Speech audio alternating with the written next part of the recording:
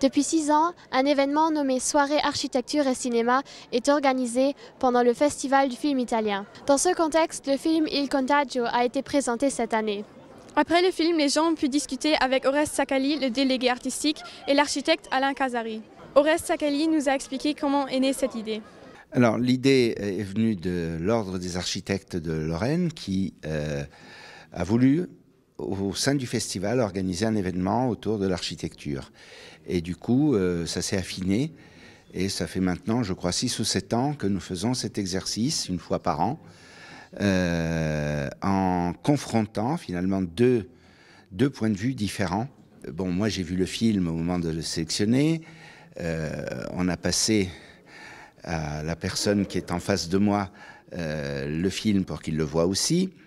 Mais en fait, ça fait quelque temps. Donc ce soir, on s'est assis, on n'était pas complètement vierge vis-à-vis de ce qu'on a vu.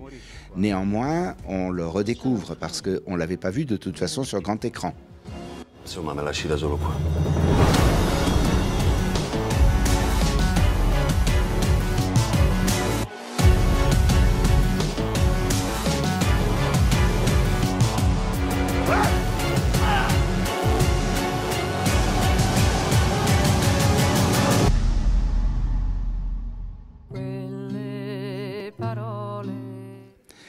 Et à partir de là, c'est vrai que le voir sur grand écran, on découvre tout un tas d'autres choses.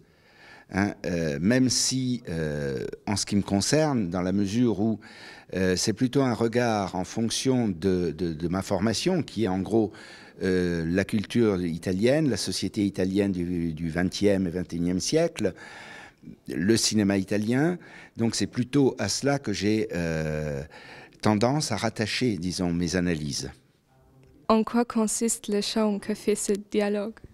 Le charme de ce dialogue, c'est que c'est un dialogue totalement improvisé. C'est-à-dire qu'on ne regarde pas le film avant ensemble, on n'en discute absolument pas.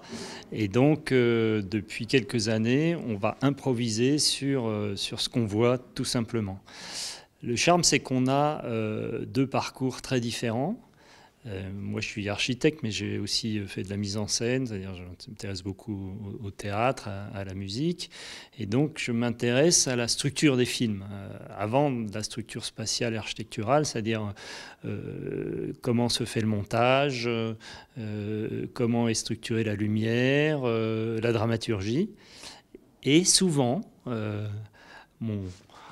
mon dialoguiste va plutôt aller du côté de l'histoire et de la connaissance du cinéma italien. Et il se trouve que, en règle générale, les idées s'entrechoquent et vont donner une dimension supplémentaire à la compréhension du film.